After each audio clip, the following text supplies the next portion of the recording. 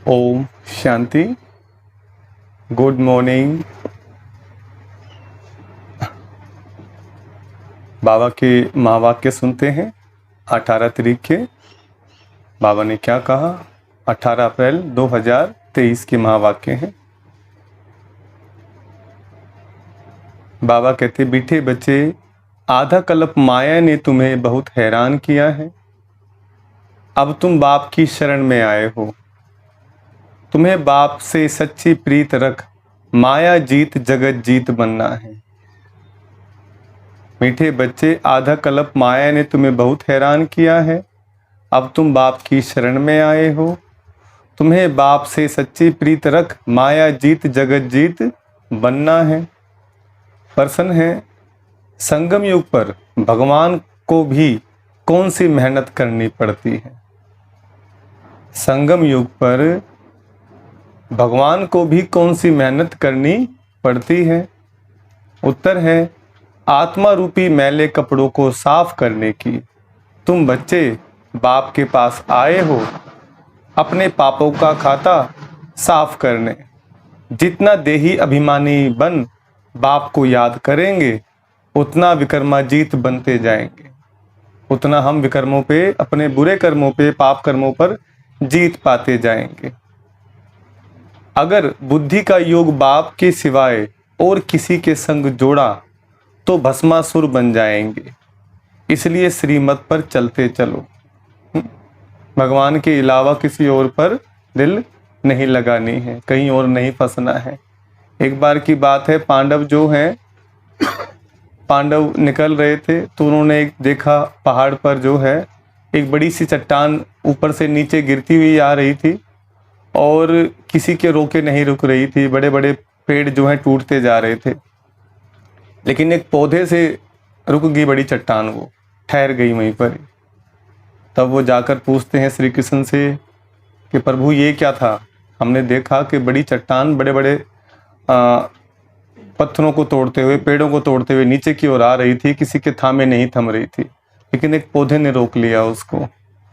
तो उन्होंने बताया, कलयुग के अंदर में मनुष्य का जो चरित्र है इतना गिरता चला जाएगा, किसी के थामे नहीं थमेगा। इतनी दुख परेशानियों के पहाड़ टूटेंगे व्यक्ति के ऊपर में, कोई और नहीं टाल सकता है।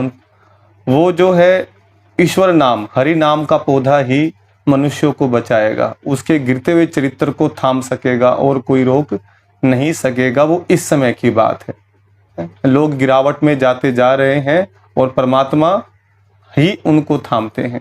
जितना परमात्मा की वाणी सुनेंगे, भगवान की वाणी सुनेंगे, परमात्मा से योग लगाएंगे, उतना उतना हमारा जो चरित्र जो है ऊपर उठता जाएगा। हमारे अंदर देवी गुण, देवी शक्तियां आती जाएंगी। तो इसलिए जो है, कलयुग केवल नाम आधारा, सिमर सिमर सब उतरे पारा। तो ईश्वर की जो याद है, ईश्वर का जो नाम है, वही हमें पार लगाएगा इस समय। गीत है ओम नमो शिवाय। ओम शांति। तुम बच्चों ने सहारा लिया है बाप का अथवा बाप की शरण में आए हो। यह कोई लौकिक बाप नहीं, यह है पारलौकिक बाप। तुमको माया ने आधा कल्प तंग किया है। तुम बच्चे ही जानते हो यह दुख धाम आसुरी दुनिया। कल्प कल्प तुम बच्चे बाप के पास आकर शरण लेते हो। तुम शरणागति हो, माया ने महान दुखी बनाया है। तुम्हारी जो भी इज्जत थी वह माया ने बर्बाद कर दी है। यह तुम बच्चे ही जानते हो। जब मनुष्य दुखी होते हैं तो जाकर दूसरों के पास शरण लेते हैं। यहाँ तुम भी आधा कल्प से माया की शरण में थे। जिसकी शरण में अब तुम आए हो वह बैठ आत्माओं को समझाते हैं।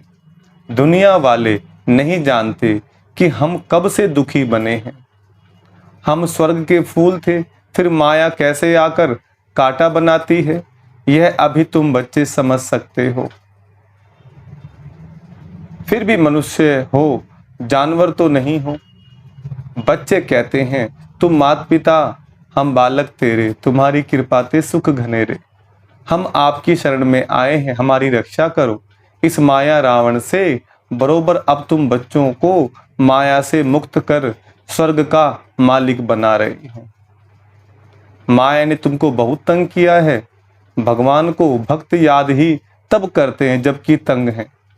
है तो ड्रामा अनुसार जो स्वर्ग के थे उन्हों की ही माया दुश्मन बनी है। यह कोई भी नहीं जानते कि आधा कल्प की ही माया दुश्मन है। यह बड़ी गुह्य बातें समझने की हैं। आधा कल्प से तुम बहुत याद करते आए हो कि हम इस आफत से कैसे छूटें। बाप आकर हमको अपना बनाए स्वर्ग का वर्षा देते हैं। तुम सब इस समय रिफ्यूजी हो। आजकल रिफ्यूजी बहुत होते हैं ना, जाकर एशलम अथवा शरण लेते हैं। तुम जानते हो माया ने भारत को बहुत दुखी बना दिया है। भारत में जब स्वर्ग था तो देवी देवताएं बहुत सुखी थी। यह यूरोपियन लोग भी जानते हैं कि भारत बहुत प्राचीन देश है। जब हम लोग नहीं थे तो सिर्फ भारत ही था। प्राचीन भारत बहुत मालामाल सुखी था, जिसको ही स्वर्ग हेवन कहते हैं। 5000 वर्ष की बात है, अभी तो वही भारत कंगाल कोड़ी तुल्य बन गया है। किसने बनाया? माया रावण ने। आधा कल्प से भारत गिरते गिरते अब कोड़ी तुल्य हो गया है। बाप कहते आधा कल्प से तुमको माया ने हैरान किया है। अब तुम प्रभु का एसलम मांगते हो। भगवान आओ हम आप पर बलिहार जाएं। भारत को फिर से हीरे जैसा परमपिता परमात्मा ही बनाते हैं। इसलिए भक्त भगवान को याद करते हैं। हे ईश्वर शरण लो, कहते भी हैं लाज रखो, आप रहम दिल हो, फिर कह देते हैं सर्वव्यापी है। इसको धर्म गलानी कहा जाता है। तुम जानते हो माया ने आधा कल्प से बिल्कुल ही गिरा दिया है। बाप कहते हैं कल्प कल्प ऐसे जब भारत धर्म भ्रष्ट कर्म भ्रष्ट बन जाता है तब मैं आता हूं। भगवान की जरूरत जब पड़ती है, जब संसार में हाहाकार मच जाता है ना। हीरो का मेन रोल कब होता है? एंड में, जब वो विलन को मारता है। इसलिए संसार का असली हीरो परमपिता परमात्मा है। वो माया का बुराई का अंत करते हैं। जिस प्रकार बच्चा रोता है तब माँ दूध पिलाती है, गोद में उठाती है, लाड प्यार करती है। इसी प्रकार जब हम मनुष्य आत्माएं दुखी होती हैं, परेशान होती हैं, तब भगवान धरती पर आकर के हमारी पीड़ा को दूर करते हैं। जब भारत धर्म भ्रष्ट कर्म भ्रष्ट बन जाता तब मैं आता हूं। अपने धर्म को भी नहीं जानते। यह है भावी, जब धर्म लोप हो जाए तब तो बाप आकर फिर से स्थापन करें। अब वह धर्म प्रायलोप है, यह ड्रामा अनुसार होता है। तब ही बाप आकर फिर ब्रह्मा द्वारा स्वर्ग की स्थापना, शंकर द्वारा नरक का विनाश कराते हैं। अभी विनाश का समय है ना। विनाश काले विपरीत बुद्धि बन पड़े हैं। विनाश का समय चल रहा है और लोगों की भगवान से प्रीत के बजाय विपरीत दिशा में भाग रहे हैं, माया से प्रीत कर रहे हैं। तुम्हारी प्रीत बुद्धि है। सर्वशक्तिमान परमपिता परमात्मा की तुमने शरण ली है। माया पर जीत पाने तुमको सहज राजयोग और ज्ञान मिलता है। बाप कहते तुम मुझ बाप को भूल गए हो। माया ने तुमको मुझ बाप से बेमुख कर दिया है। बाप बैठ ब्रह्मा मुख द्वारा शिक्षा देते हैं। माया की प्रवेशता होने के कारण ऐसी गलानी की बातें लिख दी हैं। तुम जानते हो राजयोग बाप के सिवाय कोई सिखा न सके। बाप तो है स्वर्ग का रचयिता, यह आत्मा ही बात करती है। तुमको देही अभिमानी बनाते हैं। आत्मा ही संस्कार ले जाती है। आत्मा ही लेप छेप में आती है। वह समझते हैं आत्मा निर्लेप है, बाकी शरीर पर कुछ ना कुछ दोष लगता है। उसके लिए गंगा स्नान करते हैं, परंतु गंगा जल से तो पाप कट ना सके। आत्मा न गीली होती, न जलती, न कटती है। तो हम गंगा जल में जब स्नान करते हैं तो फिर तो उससे शरीर गीला होता है, आत्मा तो गीली नहीं हो सकती। तो बाबा कहते हैं ज्ञान गंगा में स्नान करने से तुम आत्मा पावन बनती हो। बाप कहते देह सहित सबको भूलो, अपने को आत्मा निश्चय कर मुझ परमपिता परमात्मा शिव को याद करो। शिव है निराकार। शिव जयंती मनाते हैं परंतु कोई भी जानते नहीं। सोमनाथ का मंदिर इतना बड़ा है परंतु वह कब आए, कैसे आए, क्या आकर किया, कुछ नहीं जानते हैं। जरूर कोई शरीर में आए होंगे। सर्वव्यापी के ज्ञान ने सब बातें भुला दी हैं। अब बाप कहते हैं श्रीमत पर चलो। शिव बाबा इस शरीर में प्रवेश कर तुमको नॉलेज दे रहे हैं। यह शरीर लोन लिया है किसका? ब्रह्मा बाबा का। इस रथ में रथी बन तुमको ज्ञान दे रहे हैं। बाकी कोई घोड़े गाड़ी आदि की बात नहीं कि गीता ज्ञान दिया घोड़े पर है ना, उस पर रथ पे दिया गया। भगवान कहते हैं ये शरीर है रथ, भागीरथ अर्थात भाग्यशाली रथ। जिस रथ में भगवान आते हैं और क्या करते हैं? कहते हैं भागीरथ गंगा लेकर के आया। तो वास्तव में कौन सी गंगा? ज्ञान गंगा, पानी की गंगा नहीं। उनको भागीरथ अथवा नंदीगण भी कहते हैं। कहते भागीरथ ने गंगा लाई, कोई माथे से थोड़े ही निकलती है। इसलिए बाप कहते हैं इन वेद शास्त्र आदि के पढ़ने से मेरी प्राप्ति नहीं हो सकती है, मेरे को तो आना है। जो शीश पर गंगा दिखाई है, तो शीश माने क्या? बुद्धि, ब्रेन, सब सर में तो होता है ऊपर की तरफ में। तो जटाओं में गंगा नहीं, पानी की गंगा नहीं आ सकती। ज्ञान गंगा, जब योग ध्यान करते मेडिटेशन करते हैं, जिस प्रकार महात्मा बुद्ध को ज्ञान प्राप्त हुआ, महावीर स्वामी मेडिटेशन किया ना, शंकर जी को क्या दिखाया गया है? मेडिटेशन कर रहे हैं, है ना। तो वो तीसरा नेत्र खुला, विनाश हुआ। जब हमारी आंख खुलती है, ज्ञान का नेत्र खुलता है, तो विनाश होता है। जब बुद्धि में हमारा ज्ञान आता है, कहते हैं ना मेरी तो इसने आंख खोल दी भाई। आंख खुल गई माने क्या? समझ मिल गई, मैं तो अंधेरे में था। तो ऐसे ही भगवान आकर के हमारा ज्ञान का नेत्र खोलते हैं, हमारी बुद्धि के अंदर ज्ञान गंगा भरते हैं, और जिससे हमारे भी पाप कटते हैं और धीरे धीरे आसपास का वातावरण भी शुद्ध पवित्र होता जाता है। वो है शीश में गंगा धारण करना, ना कि वैसे। इसलिए कहते शंकर जी का तीसरा नेत्र खुला और विनाश हुआ। कब की बात है? खाली एक शंकर की बात नहीं, हम बच्चे जो तपस्या कर रहे हैं, भगवान का ध्यान कर रहे हैं, और तीसरा नेत्र ज्ञान का मिला है, तीसरा नेत्र खुला है, तो विनाश भी हो रहा है। किसका? हमारी दुख चिंताओं का, परेशानियों का, समस्याओं का। इसलिए बाप कहते हैं इन वेद शास्त्र आदि के पढ़ने से मेरी प्राप्ति नहीं हो सकती, मेरे को तो आना है। तुमको आकर शरण लेते हैं। तुमको मनुष्य थोड़े ही जानते हैं कि रावण क्या चीज है। अब तो रावण राज्य है, रावण की आसुरी मत पर चलने वाले हैं। अभी तुम श्रीमत से 21 जन्म के लिए श्रेष्ठ श्रेष्ठ बन रहे हो। आसुरी मत द्वापर से शुरू होती है, जिसको विशेष वर्ल्ड कहा जाता है। विशेष वर्ल्ड स्थापन करने वाला है रावण, माना विकारी दुनिया। वॉइसलेस वर्ल्ड स्थापन करने वाला है राम। शिव बाबा गीत भी सुना, शिवाय नमः, ब्रह्मा विष्णु शंकर देवाय नमः कहेंगे। ऐसे नहीं ब्रह्मा देव परमात्माए नमः कहेंगे, नहीं, परमात्मा तो एक है, सबका बाप है। अब तुमको बाप से वर्षा मिल रहा है, यह पाठशाला है मनुष्य से देवता बनने की, गॉड फादरली कॉलेज है। भगवान वाच है ना, नाम ही लिखा हुआ है ईश्वरीय विश्वविद्यालय। एम ऑब्जेक्ट भी लिखी पड़ी है। नर से नारायण, नारी से लक्ष्मी बनना है। तुम फिर से नर से नारायण बन रहे हो। श्रीमत पर चलने से तुम श्रेष्ठ बनेंगे। इसलिए बाबा कहते हैं रात को भी जागकर बाप को याद करो। बाबा हम आपको ही याद करेंगे, आपके पास ही आना है, फिर आप हमको स्वर्ग में भेज देंगे। बाप तुम माताओं द्वारा स्वर्ग की स्थापना करते हैं, तुम योग में रहकर भारत को पवित्र बनाएंगे। तुमको योग की शांति से फिर 21 जन्म भारत में शांति होती है। वहां माया होती नहीं, सदा सुखी रहते हैं। देह अभिमान के कारण ही मनुष्य दुखी बनते हैं। अब बाप तुमको देही अभिमानी बनाते हैं। सतयुग में जो देवी गुण वाले थे वह अभी असुरी गुणों वाले बन पड़े हैं।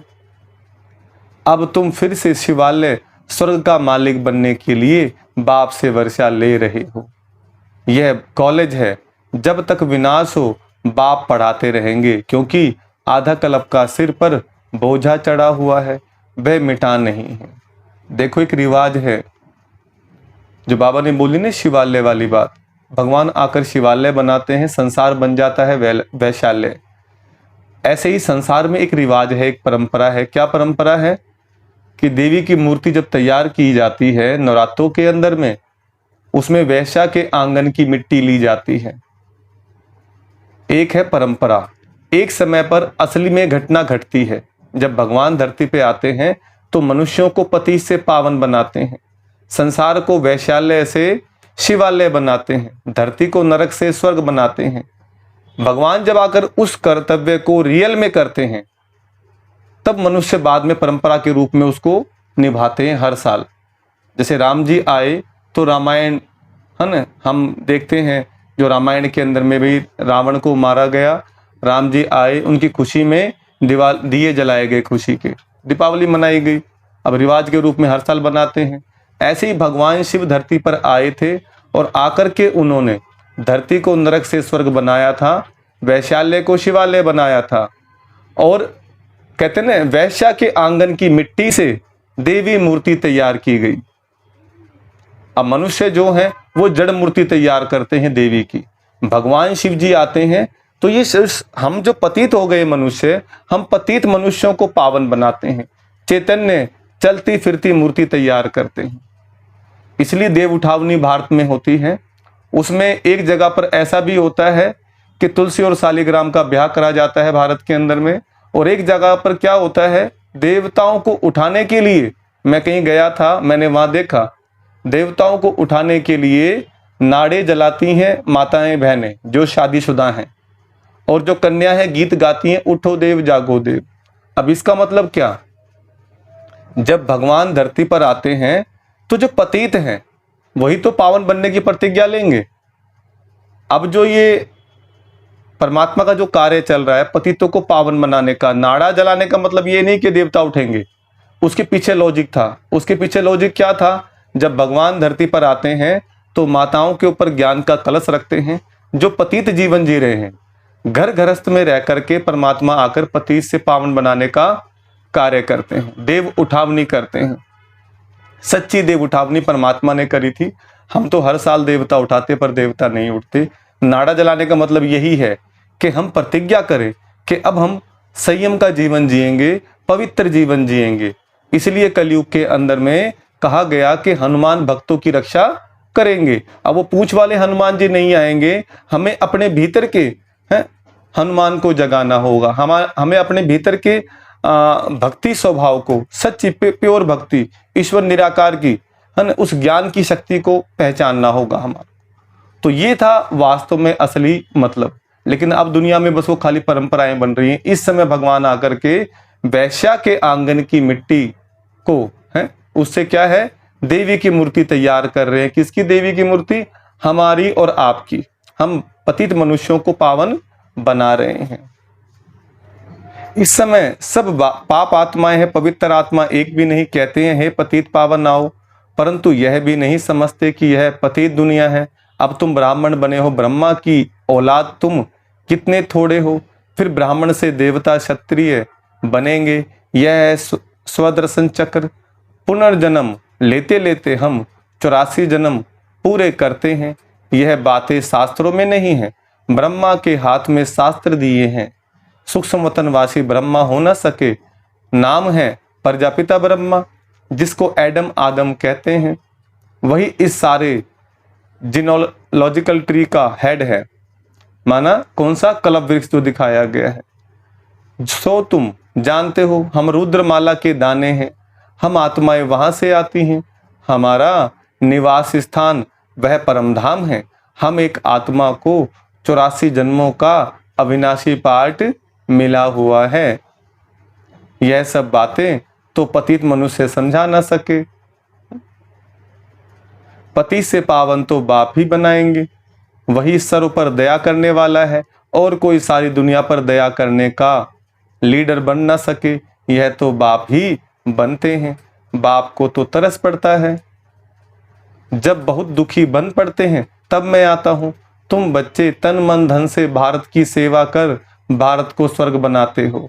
जैसे गांधी ने फॉरेनर से राज्य हाथ में लिया, परंतु वह तो है मृग तृष्णा के समान।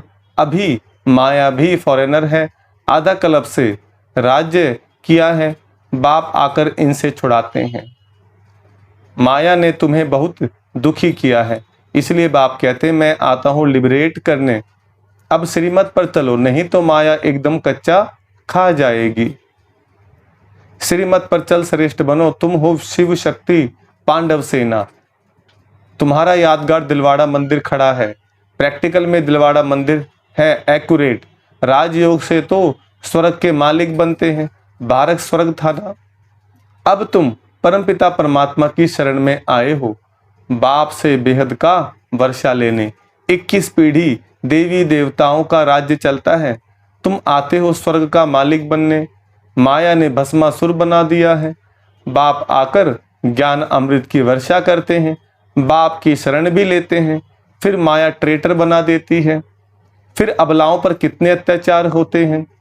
अभी कोई सावरंटी तो है नहीं, बाप आकर डीटी सावरंटी स्थापन करते हैं।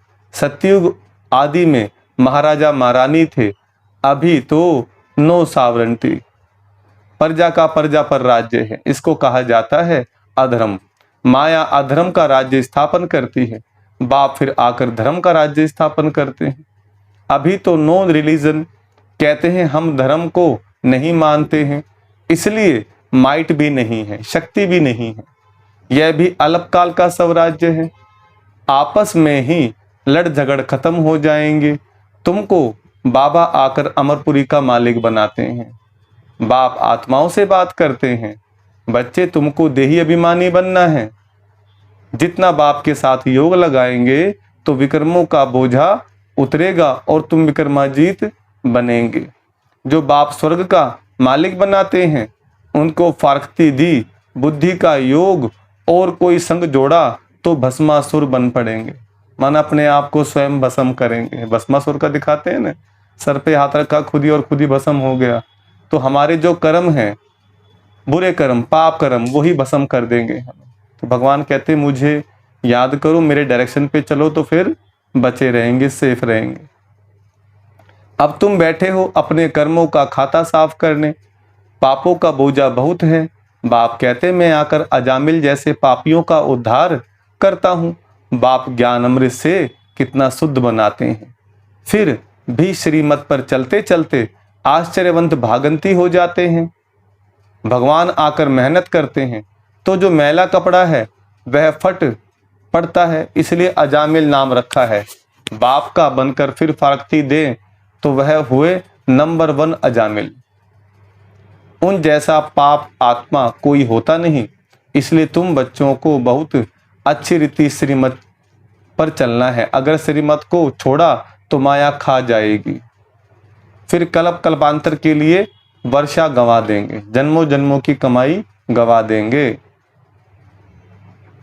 अच्छा, मीठे मीठे सिखला दे बच्चों प्रति माता पिता बाप दादा का याद प्यार गुड मॉर्निंग। रूहानी बाप की रूहानी बच्चों को नमस्ते। हम रूहानी बच्चों की रूहानी बाप दादा को याद प्यार गुड मॉर्निंग और नमस्ते नमस्ते नमस्ते। देखो, धारणा के लिए मुख्य सार है। पहला पॉइंट है, तन मन धन से भारत की सेवा कर इसे स्वर्ग बनाना है।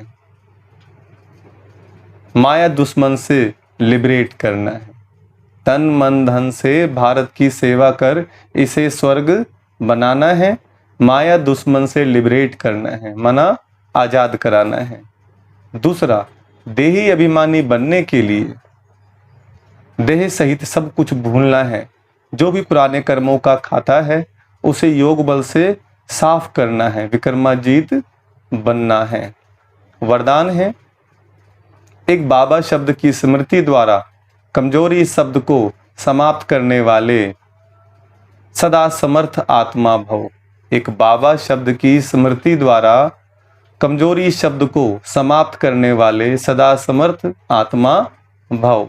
वरदान का विस्तार, जिस समय कोई कमजोरी वर्णन करते हो, चाहे संकल्प की, बोल की, चाहे संस्कार स्वभाव की, तो यही कहते हो कि मेरा विचार ऐसे कहता है, मेरा संस्कार ही ऐसा है। लेकिन जो बाप का संस्कार संकल्प सो मेरा, समर्थ की निशानी ही है बाप समान। तो संकल्प बोल हर बात में बाबा शब्द नेचुरल हो और कर्म करते करावनहार की स्मृति हो तो बाबा के आगे माया अर्थात कमजोरी आ नहीं सकती। हर बात में बाबा। स्लोगन है, जिसके पास गंभीरता की विशेषता है, जिसके पास गंभीरता की विशेषता है, उन्हें हर कार्य में स्वत सिद्धि प्राप्त होती है। उन्हें हर कार्य में स्वत सिद्धि प्राप्त होती है, जिनके पास गंभीरता की विशेषता है। अच्छा, ओम शांति। वाणी का सार सुनेंगे। मीठे बच्चे, आधा कल्प माया ने तुम्हें बहुत हैरान किया है। अब तुम बाप की शरण में आए हो। तुम्हें बाप से सच्ची प्रीत रख माया जीत जगत जीत बनना है। प्रश्न है, संगम युग पर भगवान को भी कौन सी मेहनत करनी पड़ती है? उत्तर है, आत्मा रूपी मैले कपड़े को साफ करने की। तुम बच्चे बाप के पास आए हो अपने पापों का खाता साफ करने। जितना देही अभिमानी बन बाप को याद करेंगे, उतना विक्रमाजीत बनते जाएंगे। अगर बुद्धि का योग बाप के सिवाय और किसी के संग जोड़ा तो भस्मासुर बन जाएंगे। इसलिए श्रीमत पर चलते चलो। गीत कौन सा था? ओम नमो शिवाय। अच्छा, ओम शांति।